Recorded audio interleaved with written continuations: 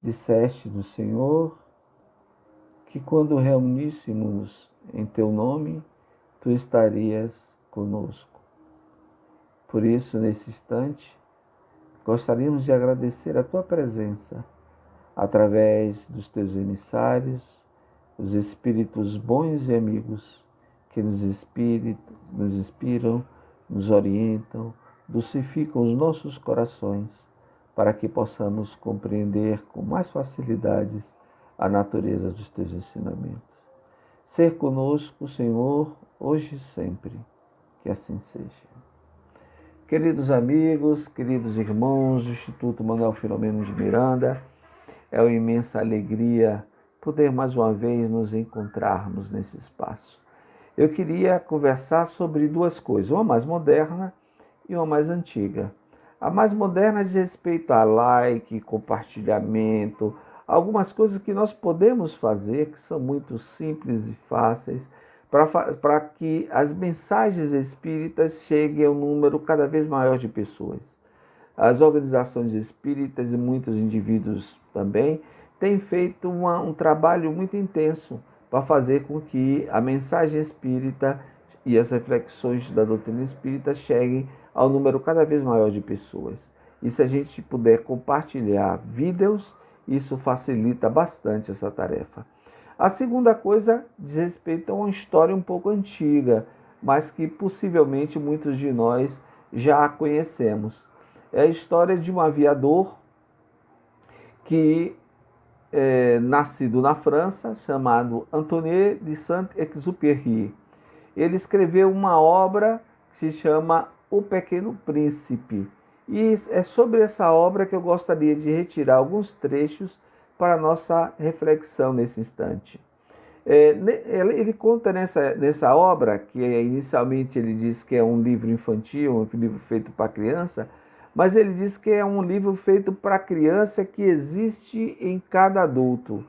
Portanto, é uma obra que é dirigida a todos. Essa obra ela fez um sucesso muito grande, foi editada em vários países e tornou-se um clássico da literatura mundial. Então, nessa obra, ele conta a história de um pequeno príncipe que morava num pequeno planeta. E esse planeta era tão pequeno que cabia a ele e poucas coisas. E esse pequeno príncipe, ele todos os dias acordava pela manhã, no horário certo, ele era muito disciplinado para cuidar do seu planeta. Porque no seu planeta sementes germinavam de baobá. E o baobá, se ele não cuidasse, ele não podasse, ele poderia crescer e destruir todo o planeta, porque é uma árvore muito grande. Mas uma dessas sementes germina e vira uma rosa. E essa rosa, ele se encanta por essa rosa e começa a ter uma relação de proximidade com essa rosa e cuida bastante dessa rosa, que ele rega, que ele bota proteção para o vento frio da noite. Mas é uma rosa que trava com ele também discussões muito intensas, que a gente pode dizer que pega no pé dele. E o pequeno príncipe, então, no meio de tanto desgaste, resolve conhecer outras terras, conhecer outros planetas e se programa para fazer uma viagem a outros planetas, conhecer outros locais. Ele pega então uma redoma e vai colocar uma redoma sobre a rosa. A rosa diz então para ele que gosta muito dele, diz: olha, eu sou, apesar de nossas tensões, nossos conflitos, eu sou muito apaixonada por você, eu te amo muito. E eu sei que você precisa viver novas experiências, então não há problema, pode ir. E não precisa também colocar essa redoma sobre mim, porque na minha experiência de vida, eu preciso conhecer e preciso suportar 2 ou 3 lavas se eu quiser conhecer a borboleta.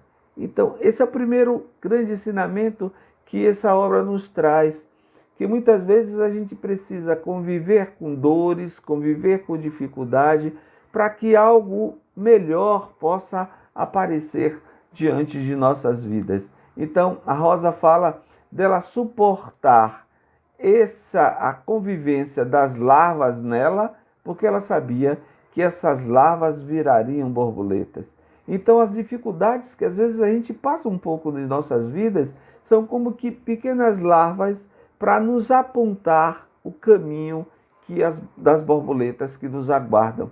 É como que quando a gente pega uma febre, por exemplo, o nosso primeiro impulso é o de tomar um antitérmico, para que a gente se livre daquela febre que muito nos incomoda. Mas se essa febre ela sai de imediato, a gente perde a oportunidade de perceber a sinalização que o nosso corpo dá para algo que está irregular em nosso organismo. É preciso então que a gente resolva um problema mais profundo, e essa febre é a sinalização dos problemas mais profundos que todos nós estamos passando.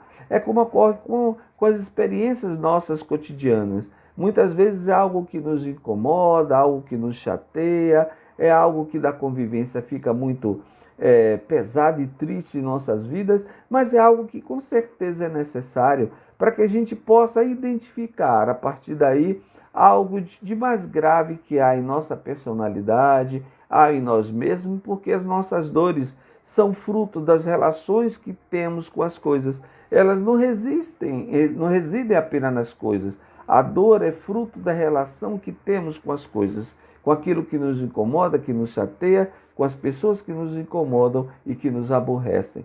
Então esse príncipe sai do planeta e começa a conhecer outras regiões, outros planetas. Ele visita vários planetas. Ele visita um planeta onde tem um homem que fica com a lanterna, onde ele tem um geógrafo, onde tem um grande rei. Então, são várias experiências de convivência que ele tem, e cada um desses homens nesse planeta representa a essência da alma humana. Eu não quero falar sobre essas outras experiências, nem vou dar para que vocês possam, inclusive, se estimular a procurar ler esse livro ou relembrar da leitura que já fizeram. Então, o sétimo planeta que o Pequeno Príncipe visita é a Terra. Quando ele chega na Terra, ele encontra a cobra, uma cobra que rasteja por ali, e a cobra diz para ele que ela é muitas vezes mais forte que muitos reis. Ele não acredita muito naquilo, a cobra então se enrosca nele e diz assim: você veio de que lugar da Terra? Ele diz: não, eu vim de outro planeta. Ah, sim, de outro planeta, mas se você quiser, eu posso levar você a um outro planeta rapidamente. Ele então disse: eu compreendo o que você quer me dizer. Ele percebe então que ela fala que ele poderia eliminar o corpo dele, envenenando-o, para que o seu espírito, para que ele, a sua essência, pudesse rapidamente chegar ao seu planeta. Ele disse: não, mas eu prefiro continuar com essa minha viagem. E ele então segue, depois desse contato com a Rosa, e ouve alguém que dá a ele um bom dia. Bom dia? Ele diz: como? Mas ele não percebe quem foi que deu esse bom dia para ele. E ele ouve de novo o bom dia. Bom dia. Ele disse: sim, mas de quem se trata? Ele disse: sou eu que estou aqui nesse buraco aqui escondido. Sou uma raposa. E ele tem então o primeiro contato com a raposa. O Pequeno Príncipe, então, quando vê essa raposa, e ele está muito cansado, na verdade ele está muito triste, porque antes de ver essa raposa, ele passa por um campo de flores. E nesse campo tem muitas, centenas de rosas. E ele percebe então que a rosa, que tinha dito para ele que era a única no mundo, o enganou. E ele nota então que na verdade existiam centenas de rosas igual à rosa que ele tinha deixado no seu planeta. Isso deixa ele muito triste, porque a rosa dele não era uma única, era uma dentre tantas rosas. Ele fica triste, fica choroso, e então a raposa diz para ele, e no meio que ele está, depois de ter dado o bom dia, ele vira para a raposa e diz assim: olha, eu estou muito triste, você não quer brincar comigo? A raposa diz assim: como assim? Eu não posso brincar contigo ainda. É preciso antes que tu me catives. E ele pergunta para a raposa: mas o que é cativar? Como assim eu te catives? E ela vai colocando a conversa dentro de outra, perguntando outras coisas para ele. E ele insiste: mas o que é cativar? E a raposa diz para ele: cativar é uma coisa muito esquecida. Significa criar laços. E a raposa explica para ele o que é criar laços. O que é criar laços? Porque o Pequeno Príncipe, ele tem uma sede de conhecimento, então ele não cala em perguntar. E a raposa, eu gostaria de ler para vocês a resposta que ela dá para ele sobre o cativar. Ela fala para ele assim: tu não és ainda para mim, senão um garoto inteiramente igual a 100.000 outros garotos, e eu não tenho necessidade de ti. E tu não tens também necessidade de mim.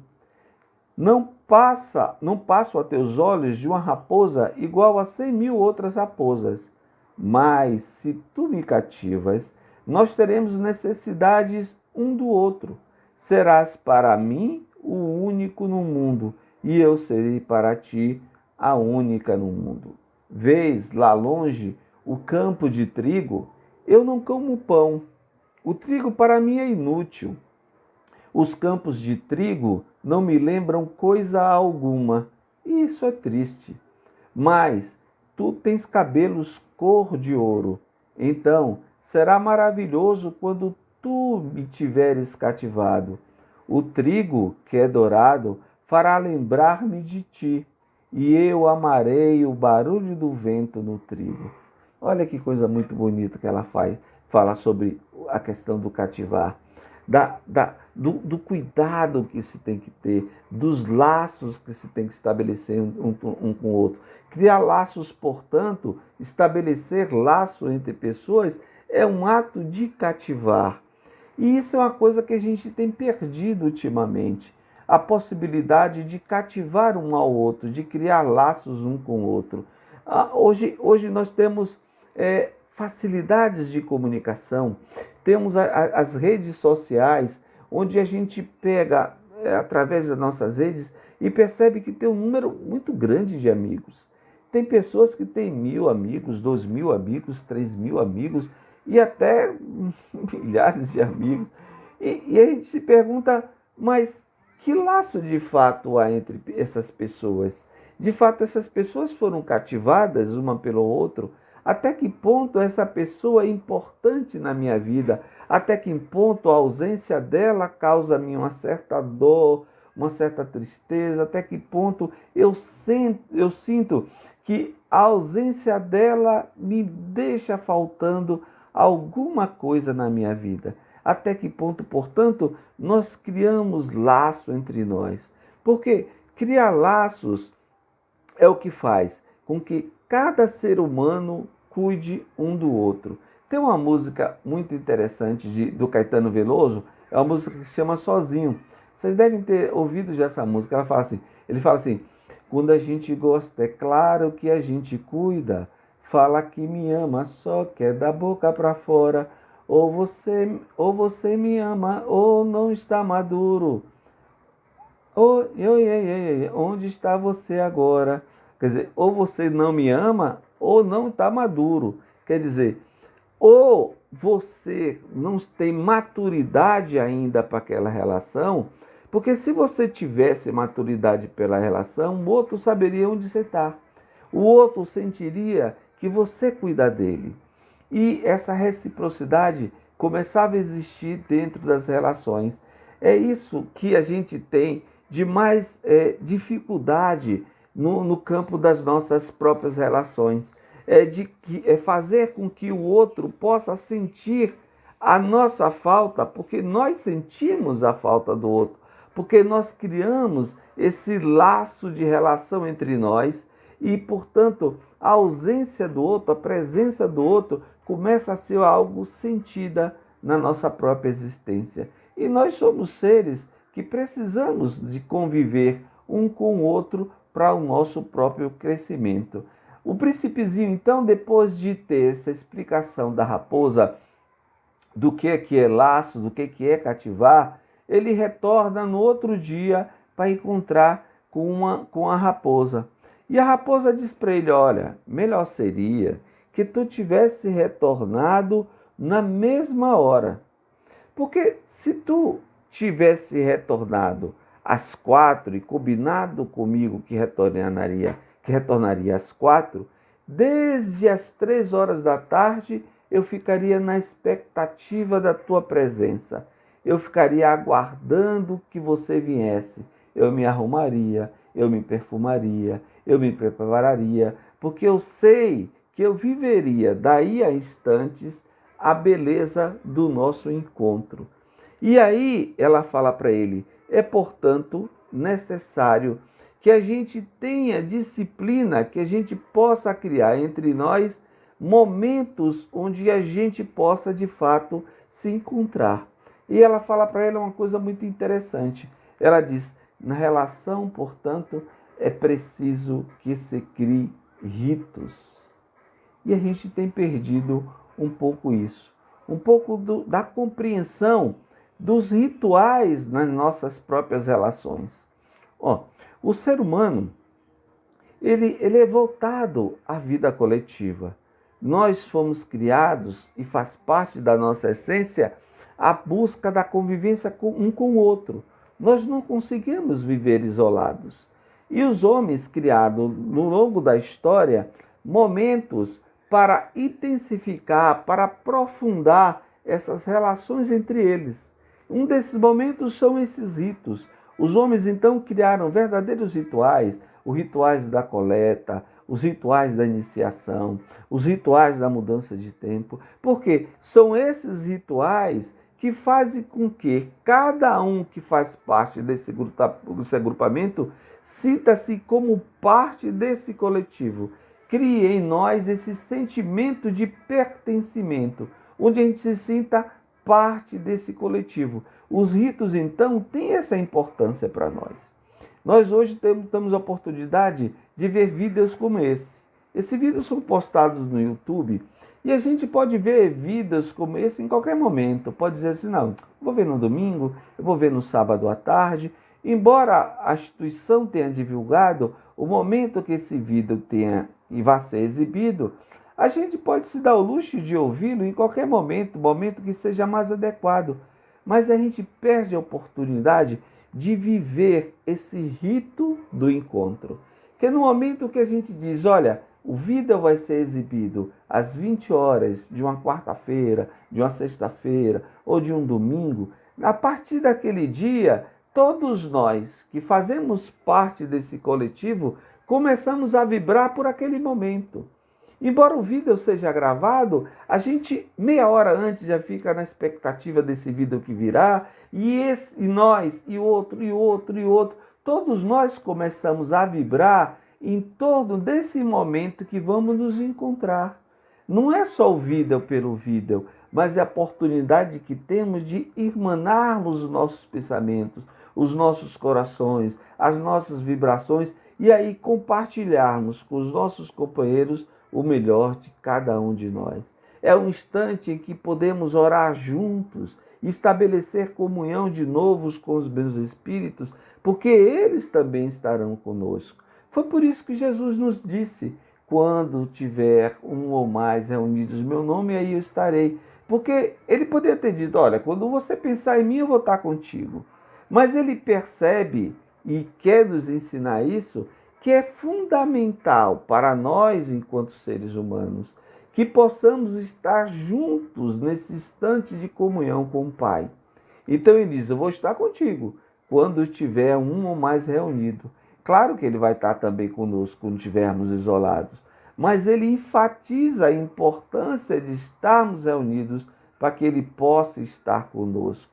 Então, o rito da oração, o momento da oração, quando ele é compartilhado, ele é uma oportunidade que nós temos de vibrarmos todos juntos. Olha o que acontecia nas nossas casas espíritas durante os nossos encontros doutrinários. Nossos encontros doutrinários muitas vezes eram marcados para 20 horas. E a gente chegava 8h10, 8h05, chegava em cima da hora que ia começar. E era marcado para encerrar às 21h.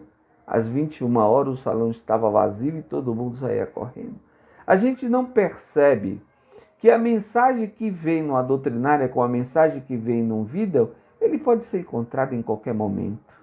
Mas o que é fundamental, o que nos enriquece mais, é esse instante e que a gente pode estar compartilhando essa vibração, compartilhando essa emoção.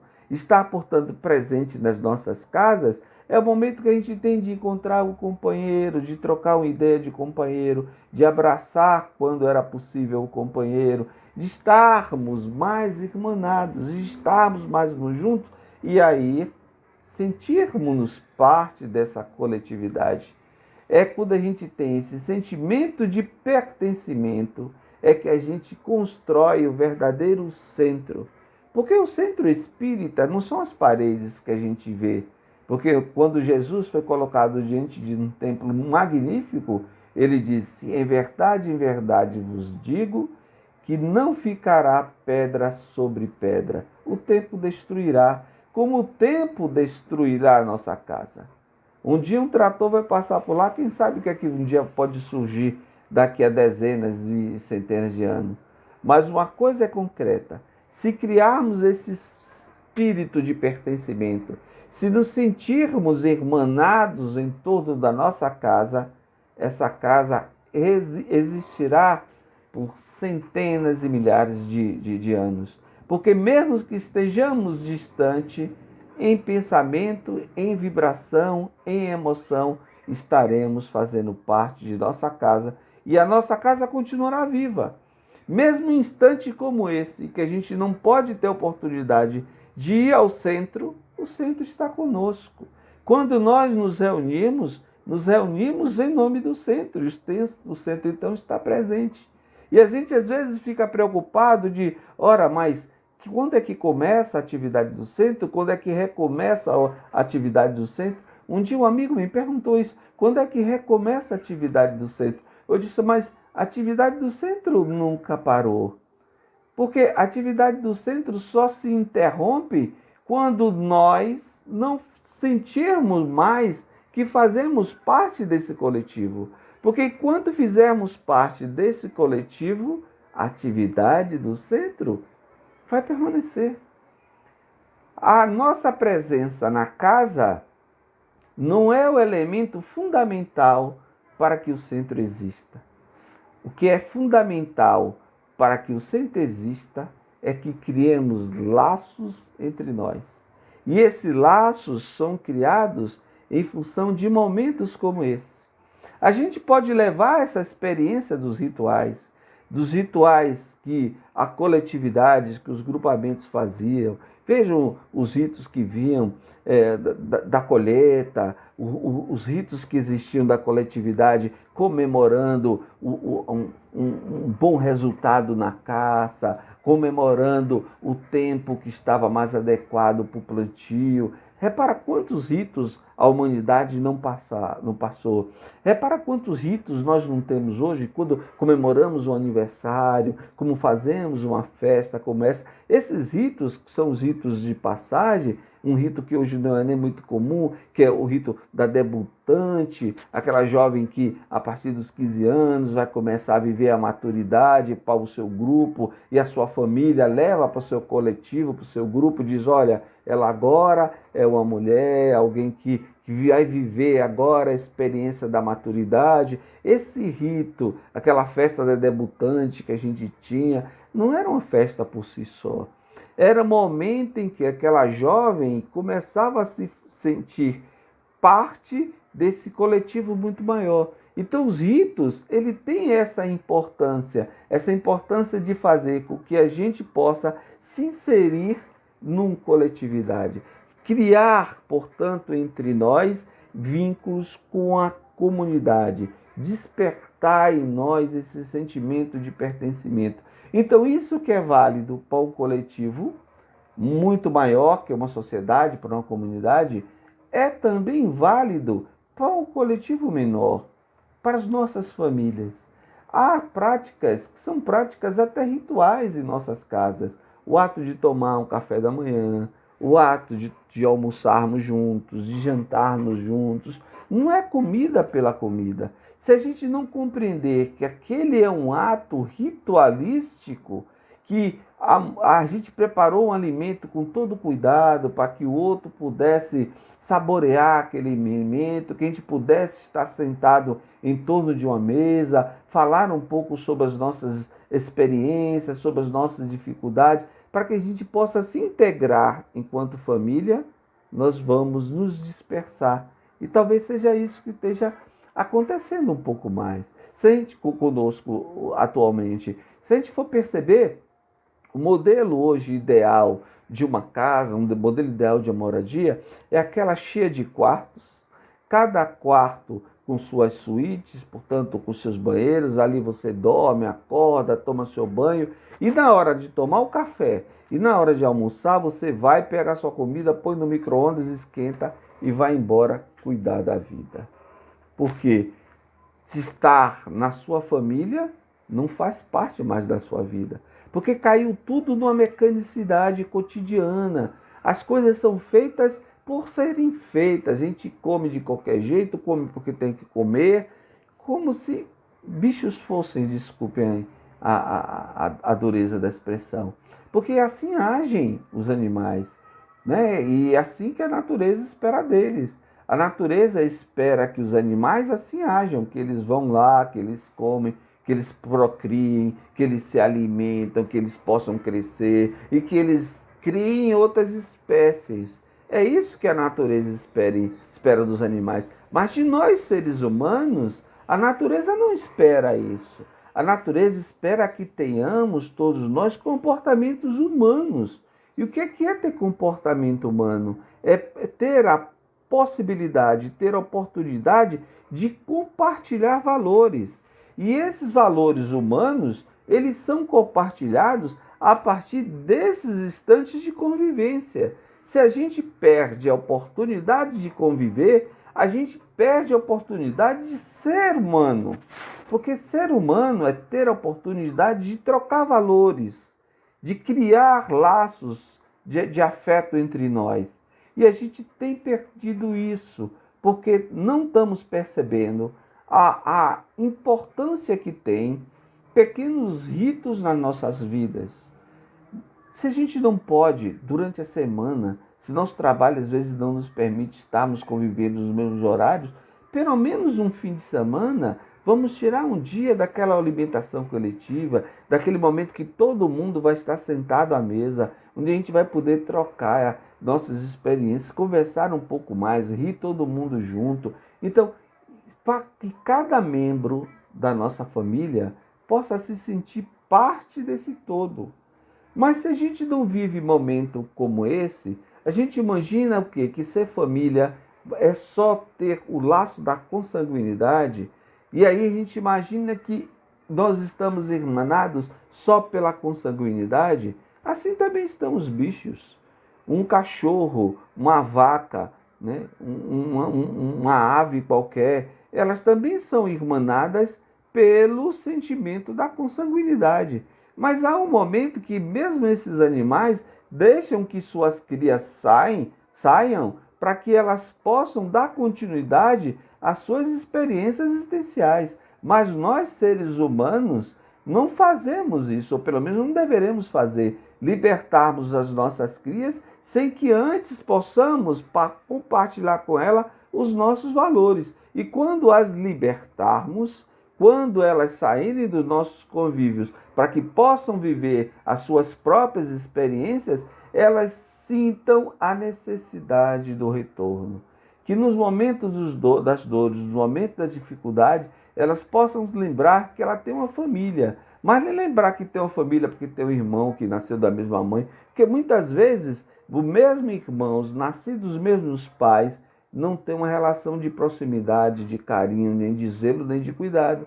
Muitas vezes a nossa vida é aquele elemento que não nasceu da mesma família, do ponto de vista consanguíneo, que tem uma relação de amor, de afeto, de proximidade. Aí a gente pode dizer, olha, mas isso é natural, porque isso nos diz a reencarnação, que muitas vezes a gente reencontra pessoas que viveram experiências em nossa vida. Sim, isso é de fato. Mas também não podemos esquecer daquelas que são trazidas à nossa convivência.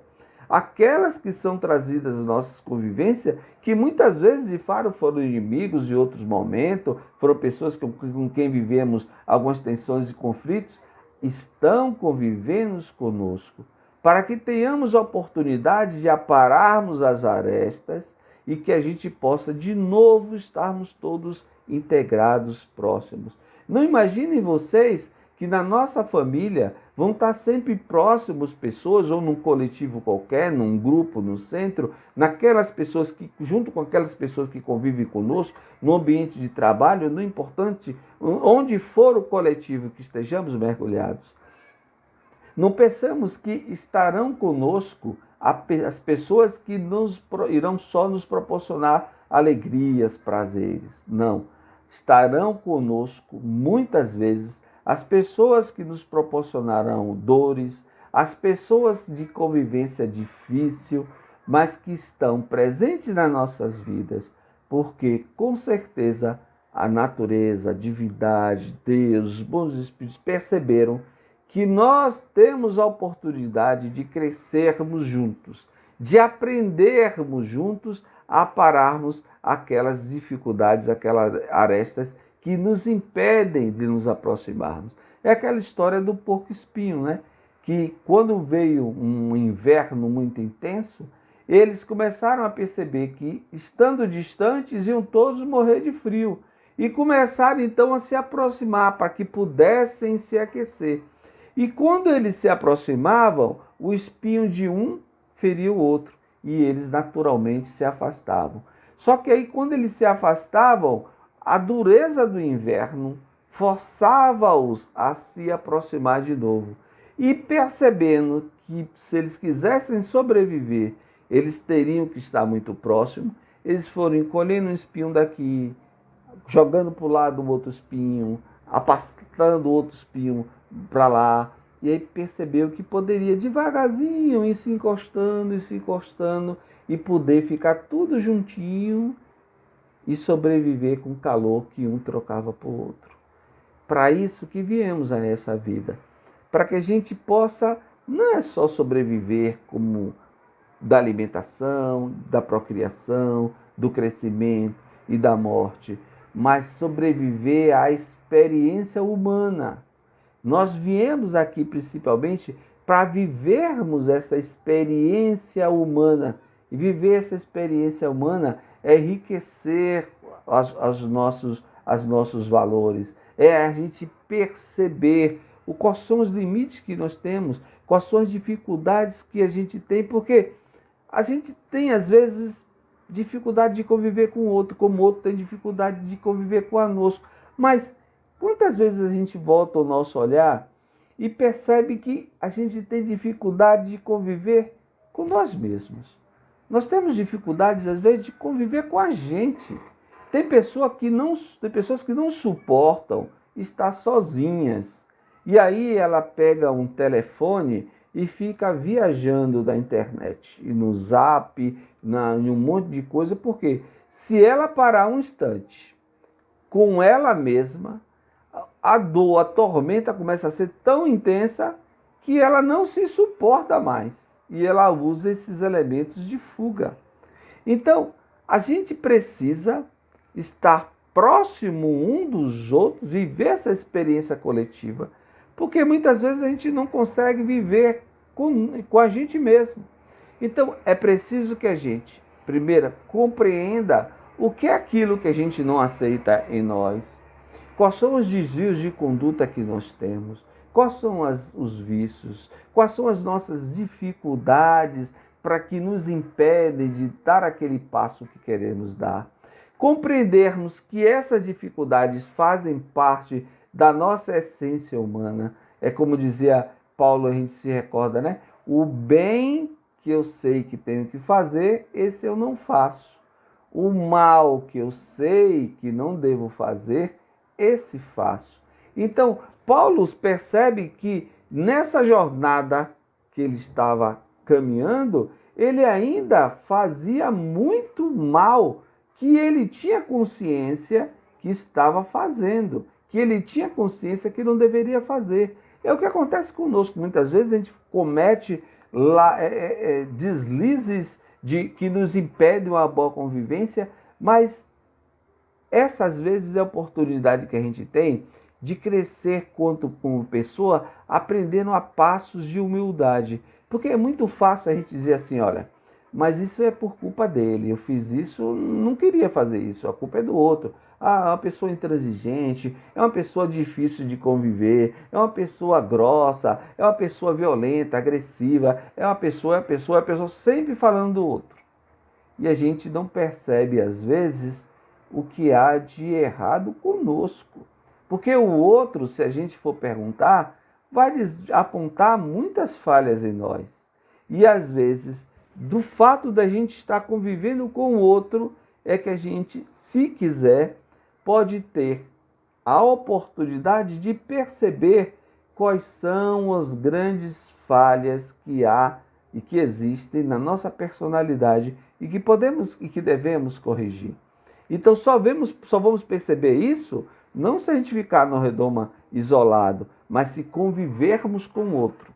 É da dor mesmo, é da lida, é da dificuldade, é daquela peleja diária, é dos conflitos que a gente vai perceber aquilo que nós temos, se assim quisermos, se a gente vai perceber aquilo que tem de mais grave, que precisa ser corrigido em nossa personalidade. Então, é preciso, acima de tudo, conviver, porque é da convivência que a gente consegue sair um ser humano melhor. Porque é isso que a natureza faz. A natureza, ela busca sempre agregar para potencializar. Olha, imagine um exemplo simples, que é o exemplo da água. Você tem o hidrogênio de um lado, o hidrogênio do outro, o oxigênio do outro, mas eles precisam encontrar pontos de equilíbrio e eles buscam equilibrar os seus últimos orbitais para que eles se sintam energeticamente equilibrados. Então, o que é que fazem esses dois elementos e esses três átomos? Eles buscam, então, um átomo de hidrogênio, busca outro átomo de hidrogênio, que eles dois juntos buscam um outro átomo de oxigênio, compartilham os seus últimos elétrons, criam, então, uma última camada energética que proporcionam aos três o equilíbrio que eles não tinham quando estavam isolados. E encontrando esse equilíbrio, eles fazem surgir um novo elemento, que é a água. A água é isso, esse potencial. A molécula de água surge a partir de três elementos que estavam lá desagregados, com dificuldades, com problemas de equilíbrio energético, mas quando eles se encontraram, eles fizeram surgir um novo elemento. É o que acontece conosco. Nós temos uma potência muito grande e ela é fruto desse encontro que nós precisamos ter, muitas vezes, com aqueles que são diferentes de nós. É preciso encontrarmos o diferente para que a gente dê vazão à potência de uma coisa cada vez melhor. Veja as células. As células vão, se encontram uma com a outra, depois formam os tecidos vão lá, formam os órgãos, e os órgãos formam o corpo humano. E esse corpo humano faz o quê? Esse corpo humano, ele produz arte, esse corpo humano, ele produz música. De onde é que surgiu a música do Mozart? Da onde é que surgiu a grande poesia e o grande livro do Antoine Saint-Exupéry? Ele antes foi uma célula. Essa célula que foi formando lá, se agregando e formando lá os tecidos, tudo em bom, formou aquele corpo, e aquele corpo pôde abrigar um espírito e que produziu o que produziu. Então, tudo começa das coisas muito simples e estão isoladas e que elas começam a se aproximar, que elas começam a conviver e dessa convivência elas vão dando criação a algo que é cada vez melhor. Então, é preciso, nessas nossas experiências de convivência, que as pessoas possam ver e que a gente possa identificar o que ela tem de melhor. Porque nós somos muito críticos também. A gente tem uma facilidade muito grande nessa nossa experiência de convivência de apontar o erro do outro. Isso a gente faz com maestria. A gente identifica alguém quando está perto, mas fulano de tal é muito chato, fulano de tal é uma pessoa que é difícil de a gente estar muito perto, de conviver. A pessoa, como é que eu vou ficar perto de fulano de tal? E o filho? Ah, mas aquele filho é um... Eu não sei porque é que Deus colocou na minha vida, deve ter sido alguém que eu torturei numa experiência anterior. E o marido, e a esposa, mas como é difícil. E a gente vai apontando os erros, as falhas do outro com uma facilidade muito grande. Eu já contei para vocês, e não me canso sempre de falar dessa experiência que o Chico teve lá no centro que ele estava, quando as pessoas iam para a fila para tomar sopa. E os frequentadores do centro perceberam que tinha na fila uma senhora que tinha recursos e que, portanto, não precisavam tomar a fila. E foram até o Chico. Disseram, Chico, olha lá que absurdo. Aquela mulher não precisa e está lá tomando sopa. Porque na visão daquelas pessoas, o objetivo daquela fila era alimentar os corpos. Eram os corpos que estavam famintos e eram os corpos que precisavam de alimentos. Portanto, todo esforço era para alimentar corpos. Então, se ela estava ocupando espaço, estava ali ocupando o espaço de um corpo faminto. Porque quando eles olharam para aquela mulher, eles viram um corpo que não tinha fome, mas que estava na fila. E eles se indignaram com aquilo. Quando o Chico volta a olhar para aquela mulher, ele usa a mesma expressão das pessoas. Olha que coisa, ela não precisa estar na fila. Quer dizer, ele olha para aquela mulher e vê uma potência espiritual. Ele vê alguém que está dando exemplo ali, mesmo não necessitando, estava ali na fila, convivendo com o outro, conversando com o que estava na frente, com o que estava atrás. Ela não precisava daquele alimento, mas ela estava vivendo a sua experiência enquanto espírito. E mesmo que não precisasse do alimento, necessitava do convívio. Muitos de nós temos a oportunidade de sermos agraciados pela vida, de termos recursos financeiros, às vezes que nos permite ter uma tranquilidade, temos a certeza que não nos faltará nada do ponto de vista material. Mas, meus amigos, quantos de nós, quando nos deitamos, mergulhamos em tristeza e em dores profundas, porque não conseguimos cativar amigos? Porque no nosso ambiente de trabalho, fomos pessoas que quisemos impor a força da nossa vontade, como no nosso ambiente de trabalho, quisemos mostrar que o poder estava conosco, porque na nossa família queríamos mostrar que nós somos o chefe, não somos os líderes, mas somos chefes, como se costuma dizer, o chefe de família, portanto, aqui é como eu quero, e a gente não sabe, não aprendeu ainda a conviver com o outro, sentindo o outro, sentindo o que pensa o outro, estar no lugar do outro, mas não é estar no lugar do outro como nós somos, não é estar no lugar do outro mudando, tirando o outro e ficando, mas estar no lugar do outro sendo o outro, sentindo o que o outro sente, pensando nas dores e nas dificuldades, pensando na experiência do outro. E isso é estar no lugar do outro. Porque muitas vezes a gente sai e se coloca no lugar do outro e colocamos-nos no lugar do outro com a nossa visão de vida, com a nossa experiência, com as nossas críticas e censura, com os nossos conceitos. E aí, estando no lugar do outro, a gente diz assim, olha, por que eu vou beber? Eu me coloco no lugar daquele alcoólatra. Eu, no lugar daquele alcoólatra, diria para mim, não bebo mais, minha família quer me ajudar, meus amigos querem me ajudar, eu estou fazendo tanta bobagem na vida, eu vou abandonar esse vício. Aí digo assim, eu me coloquei no lugar dele. Então ele está nesse vício porque ele quer, porque se eu tivesse no lugar dele, eu tinha deixado esse vício. Isso não está no lugar do outro. Estar no lugar do outro é compreender o que levou o outro a estar naquele lugar. Quais são as frustrações que ele tem, quais são as dificuldades que ele tem, do que é que ele sente falta.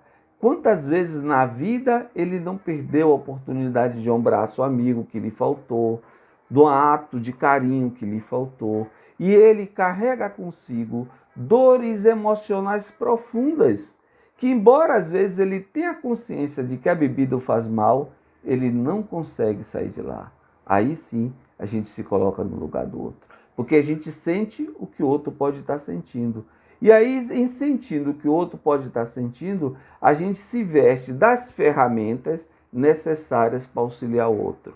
E aí a gente percebe que muitas vezes ele necessita não da nossa censura, necessita do nosso abraço fraterno, do nosso instante de convivência, da nossa compreensão, dos momentos de recaída que ele vai ter e que vai encontrar em nós, não aquela pessoa, mas eu te ajudei tanto, você está aí porque quer. Mas o outro que vai dizer assim, mesmo no instante que ele cai, ele vai dizer, vem comigo. Alguém que vai estar próximo dele vai dizer, vem comigo, porque eu te compreendo. Eu me recordo sempre daquela passagem de Jesus, em que os discípulos todos estavam ali no barco. Estavam todos no barco com ele. Sem ele, ele estava à beira do mar, estava na praia. E aí vem o tumulto, e quando chega o tumulto naquele momento, naquele instante, com um tumulto muito intenso, ele olha e as pessoas começam a ficar horrorizadas, que os seus discípulos começam a dizer, olha, mas o barco vai afundar e agora o que será de nós? Quando eles percebem a figura de Jesus mais adiante. E Jesus começa a caminhar até eles para socorrê-los. Quando Jesus então se aproxima, eles notam que Jesus caminha sobre as águas. E caminhando sobre as águas, o discípulo diz para ele, Senhor, mas eu posso ir até aí? Vem, pode vir. E o discípulo sai do barco e então começa a caminhar também sobre as águas. Porque ele olha para Jesus e, confiante em Jesus, caminha sobre as águas. Mas aí há um momento que ele desvia o olhar. E quando ele desvia o olhar, ele olha para o mar e vê que está caminhando sobre o mar e diz assim, eu não posso caminhar sobre o mar. E aí afunda. Porque ele não acredita no seu potencial enquanto ser humano. Mas nesse momento que ele afunda, ele percebe que a vida ia acabar para ele. Ele fica naquele instante notando que eu vou morrer agora. Eu vou morrer. Tudo dependeu então do sentimento que ele tinha e da confiança que ele tinha nele mesmo. Que tudo é a relação que ele tem com as coisas. Tudo a visão que ele tem da vida. Tem um pensador, que é o Leão Tolstói, que ele costuma dizer, há quem passe por uma floresta e não veja nada mais do que lenha para a sua fogueira. Ele olha para uma floresta bonita, cheia de pássaros, cheia de flores, toda bonita, mas aquilo não gera nele nenhum encanto. Ele olha e diz, aquela árvore eu corto, aquela outra árvore eu corto, porque ele é imediatista. Ele só quer viver, quer tirar da natureza o proveito que ela possa dar para aquele instante dela.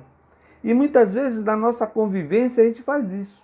A gente olha para o outro e só quer saber do outro o que é que ele pode nos dar. O que é que ele pode nos dar? Se ele é uma pessoa que tem muitos recursos, que ele possa então, portanto, no momento do aperto nos prestar um dinheirinho. Se ele é uma pessoa assim que é bastante equilibrada, que a pessoa, portanto, vai nos dar sempre uma palavra de consolo. Mas se ele é uma pessoa que tem dificuldade, que é desequilibrada, com essa a gente não quer conviver não, com essa a gente quer se afastar. Porque ele não pode me dar nada do que eu quero. É como diz o Leão Tolstói, você olha para o indivíduo e diz assim, o que é que ele pode me dar para o que eu quero? Se ele não pode me dar nada, eu me afasto, eu não me aproximo, eu não convivo. Então, conviver com aqueles que são próximos da gente, que pensam como a gente, que às vezes nos amam, é muito fácil. Quero ver conviver com aquele, sabe, que manifesta rancor, com aquele que é difícil de conviver, com aquele que é bruto, com aquele que é intransigente, que é arrogante. Mas são esses que vão nos dar as maiores lições. Muitas vezes vai nos dar a lição até da humildade, de mesmo a gente tendo a certeza que está correto de se desculpar. E a gente não faz isso, a gente deixa essas coisas de lado, a gente perde essa oportunidade das boas convivências. porque a gente não acredita na gente. Veja o que aconteceu nessa experiência de Jesus com o discípulo. No momento que ele estava lá se afogando, no momento que parece que a vida não tinha para ele nenhum sentido, não tinha mais chance que a morte viria, eis que Jesus estende a mão e o retira do afogamento. Então ele é salvo e é salvo pela mão de Jesus. É essa confiança que a gente precisa ter. A confiança que a gente precisa ter de que sempre teremos alguém a nos salvar. Sempre teremos oportunidades do Pai nos encontrar na nossa vida, e encontrando na nossa vida, o Pai virá em nosso socorro e em nosso auxílio. Mas para isso é preciso que a gente tenha a certeza, a confiança de que o Pai se fará presente na nossa vida. E é essa fé que muitas vezes a gente precisa ter perdido. É essa fé que a gente não tem enriquecido nas nossas experiências de convivência. Mohandas Gandhi dizia uma coisa, eu queria ler para vocês que é interessante. Dizia assim: ser solidário com Deus é saber procurar o Pai no silêncio do coração e, quando senti-lo plenamente, guardar a paz para depois oferecê-la aos sofredores no caminho. Olha que coisa bonita. Encontro com Deus, então, é procurar Ele dentro de nós, encontrar os lampejos de paz que Ele deixou plantado dentro de nós. E quando encontrarmos essa paz, não guardá-la só conosco, mas sairmos pelo mundo espalhando para todos os sofredores que sempre encontramos pelo nosso caminho. Sejam os sofredores das dores físicas, das dores morais, das dores materiais, de todos aqueles que possam ser socorridos pelo nosso auxílio.